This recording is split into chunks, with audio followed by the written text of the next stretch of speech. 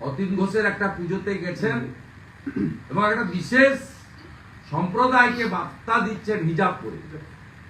হিজাবটা নিয়েছেন এবং এইভাবে আমি পোস্ট করবো একটু পরে সোশ্যাল মিডিয়া, আপনারা ভালো করে দেখবেন। হিজাবটা তিনি নিয়েছেন, হিজাবটা এরকম করে অতীন ঘোষ সাহায্য করেছিলেন, দেখেছি এরকম করে নিয়ে এখানে কানের সাইড দিয়ে ঢুকিয়ে তিনি আজকে পুজো উদ্বোধন করেছেন। সরাসরি হিন্দু আস্থা, হিন্দু রীতিনীতি পরম্পরাতে আঘাত। পিতৃপক্ষে আজকে শেষ দিন,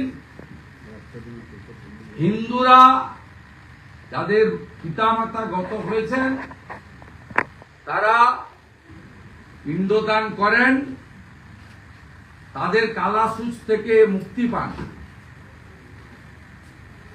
আজকে এখানে কোনো হয় না, কয়েক ঘন্টা অপেক্ষা করে আগামীকাল একদম পুরো প্ল্যান রয়েছে। যেহেতু হিন্দুরা বিভক্ত, হিন্দুরা ভোট দিতে যান না, মানে সবাই ভোট দিতে গেলেও অনেকে অনেকভাবে ভোট দেন, ভাগ করেন। একটা বিশেষ মেসেজ তিনি 32-33% ভোটারকে দিচ্ছেন যে আমি কমপ্লিটলি সেকুলার, আমি নাস্তিক, নাস্তিক নয়, আমি প্রো মুসলিম লীগ। এটা clear message to consolidate her vote bank.